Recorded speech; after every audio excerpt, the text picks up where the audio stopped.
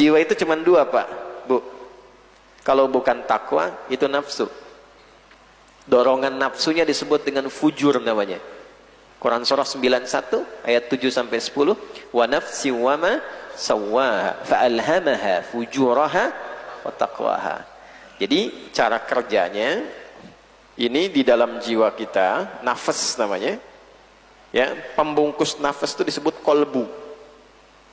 Ya, bagian luar dari kolbu disebut sodrun. Jamaknya sudurun. Jadi kalau kita urutkan sodrun ini ada ruang cekung ya antara perut dengan dada bagian atas. Ini nahar, perutnya bottom, antara nahar dengan bottom itu ada sodr. Jelas? Ini sodrun, di dalamnya ada kalbu, di dalam kalbu ada nafas. Di dalam nafas ada inti kehidupan namanya takwa dan fujur. Fujur sering kita kenal dengan. Nah, ini yang memberikan perintah kepada akal. Jadi akal itu tidak memerintahkan kita. Akal itu hanya, bahasa kerennya, mengkonstruksikan, merangkai perintah itu supaya cepat diteruskan ke fisik. Misal, di sini ada jiwa yang baik, takwa. Perintahnya baik, diperintahkan ke akal. Akal sampaikan supaya ini diteruskan dengan kata-kata yang lembut. Akal sepersekian milidetik itu disampaikan ke lisan, katakan. Tembus ke tangan jadi baik, tembus ke kaki jadi baik. Kalau sumbernya dari sini, dari takwa, maka semua yang sampai kepada akal itu akan diteruskan kepada fisik untuk melakukan tindakan yang baik. Nah, semuanya butuh asupan. Fisiknya butuh makan, ada menunya. Kalau salah makan, lemah. Walaupun orang baik, tapi lemah fisiknya, tidak akan menjalani fungsi kehidupan dengan baik. Akal juga punya nutrisinya. Belajar, membaca, mendalami pengetahuan. Fisiknya kuat, tapi ininya lemah. Maka akan berpengaruh kepada keadaan fisik. Lemah akal itu, kerja fisiknya lebih berat, Bapak Ibu. Lebih berat. Semakin tinggi akalnya, semakin pintar, semakin ringan kerja fisiknya. Kan kita kalau belajar S semua kan, SD, SMP, SMA, S1, S2, S3, ya, tambah pengetahuan tambahan, skill juga S, kemampuan, ya. Coba S-nya kalau golongan pertama, ya, kerja fisiknya berat. Semakin nambah S1, S2, S3, daftar, ngajukan untuk bekerja. Sampai di mana belajarnya? S2. Wah, salarinya bagus, gajinya bagus, tempat kerjanya bagus, dan sebagainya. Tapi kalau di sininya menunya salah, maka perintah-perintah datang lewat nafsu. Walaupun di sini pintar, sampai gelarnya tinggi, sampai doktor atau gelar mengajar sebagai pengajar profesor, tapi sumbernya dari, maka ilmu yang sudah tinggi itu hanya untuk melayani nafsu dan merusak fungsi fisik.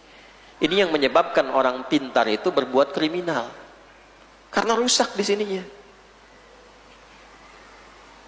Apa komen Nabi dalam hal ini? Yang ngaji Al-Arba'in, lihat hadis yang nomor 6 itu. Ala wa inna fil jasadi mudghatan, idza salahat salahal jasadu kullu, wa idza fasadat fasadal jasadu kullu. Ala wahyal qalbu. Ketahuilah dalam jiwa kita ada satu inti. Dalam diri manusia ada inti. Kalau inti ini bagus, bagus semua fungsi fisiknya. Kalau jelek, jelek semua fungsi fisiknya. Ala wahyal qalbu. Itulah qalbu. Di dalam qalbu ada nafas. Nah, sedangkan yang mengendalikan qalbu ini, yang mengendalikan nafas ini, siapa? Allah. Makanya kita sering berdoa, ya muqallibal qulub, tsabbit qulubana 'alal iman. Tuh. Ya Allah yang mengendalikan jiwaku, jadikan hatiku, jiwaku konsisten pada keimanan padamu. Tuh. Pada tuntutan agamamu, tuntunan syariatmu, qalbu. Nah, supaya kita bisa konsisten, Allah turunkan menu-menu jiwa untuk dipelajari. Jawaban doa kita tadi itu, ini supaya hatimu bisa cenderung konsisten pada kebaikan, supaya jiwamu sehat, diantarkanlah menunya. Karena menu ini urusan jiwa, urusan roh. Roh itu karena sumbernya langsung dari Allah, menunya pun Allah siapkan langsung. Al-Isra ayat 85, wa yas'alunaka 'anir ruh qulir ruhu min amri rabbi wa ma utitu minal ilmi illa qalila. Ya, urusan akal kita bisa pelajari. Oh, ini belajarnya, materinya dari TK, dari SD secara gradual, SMP, SMA, menguat pengetahuannya. Materi fisik kita bisa racik, bikin menu ini, menu itu. Orang Indonesia paling pakar. Di Mesir pala ikan dibuang, sama orang Indonesia dibumbuin. Apa aja, jeroan, orang mana ada orang luar makan jeroan. Sama kita tuh diulik. Ada aja jadi itu. Ya, tapi menu jiwa nggak ada. Coba cari ke pasar tuh, mencari menu hati, nggak ada. Apa yang dibutuhkan jiwa kita supaya nggak gelisah? Bagaimana hati supaya tidak iri, supaya tidak dendam, supaya tidak dengki, mengendalikan amarah, meningkatkan semangat untuk berbuat baik? Apa nutrisinya itu? Kalau tidak tahu itu, maka cenderung hatinya sakit nanti. Jiwanya sakit. Kalau sudah sakit, akalnya pasti sakit. Kalau akal sakit, fisiknya pun pasti sakit. Nah, ketika Anda memilih guru fisik itu begitu selektif, guru olahraga harus selektif. Main gym aja ada gurunya sekarang. Ada trenernya. Masuk sekolah Anda pilih-pilih sekolah umum yang kualifikasi gurunya bagus. Untuk yang akal Anda begitu serius, untuk yang fisik Anda begitu serius. Mengapa untuk memilih guru jiwa kita tidak serius? Maka kalau sudah ada kandidat, kata para ulama di sini, wa yastakhirallaha, istikharah.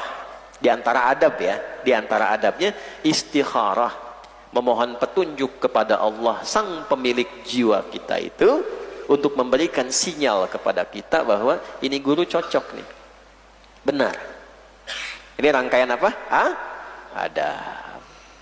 Nah, nanti apa yang telah kita lekatkan kecenderungan kepada sosok itu nanti ditolong oleh Allah Subhanahu wa taala.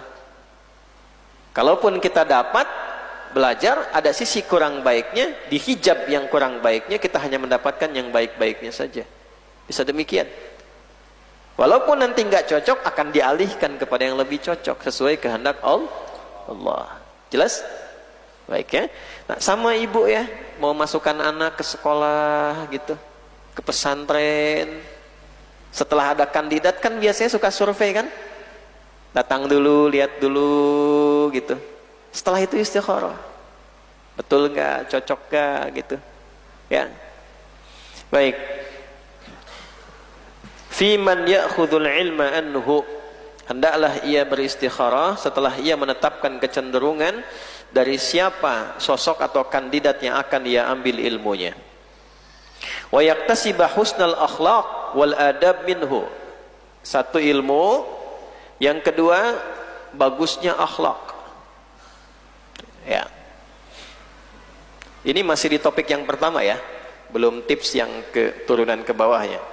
Jadi saya ulangi ya, hendaklah seorang penuntut ilmu mempertimbangkan dengan cermat, meriset dan beristikharah, minta petunjuk kepada Allah untuk menentukan guru teladan yang baik yang dapat membimbingnya dan mengambil ilmu darinya. Kemudian menentukan kualifikasi baik akhlaknya. Jadi satu, istikharah untuk mendapatkan ilmu yang benar. Mungkin ada orang pintar gurunya, Anda melihat kan, ada guru-guru bagus gitu, ilmunya bagus, luas, pintar, simpan di list nomor 1. Istikharah, ya Allah beri petunjuk, apakah ilmu yang dia dapatkan benar membuatku lebih baik. Ada kecenderungan, oh dia menguasai nih, expert di bidangnya. Tapi yang kedua, lihat bagaimana akhlaknya. Nah ini yang seperti ini sudah bersanad. Saya lompat dikit ke At-Tibyan ya, karyanya Imam An-Nawawi, Yahya bin Sharaf. Ini termasuk gurunya Syekh Al-Kannani. Ini Syekh Badruddin Al-Kannani, Lahirnya 639 Hijrah. Beliau ini nggak main-main. Ya, ini seorang qadhi qudat, pemimpin para hakim di wilayah Syam dengan Mesir. Syam itu 4 negara sekarang: Syria, Libanon, Yordania, Palestina. Beliau itu pernah jadi qadhi qudat, pemimpin 4 hakim utama di 5 negara plus Mesir tadi. Pernah menjadi khatib utama di Masjidil Aqsa, di Masjid Umawi, di Masjid Al-Azhar. Ini Syekh Badruddin Al-Kanani. 3 masjid poros dunia beliau pernah menjadi khatib di dalamnya, khatib utama, dan gak main-main kualifikasinya.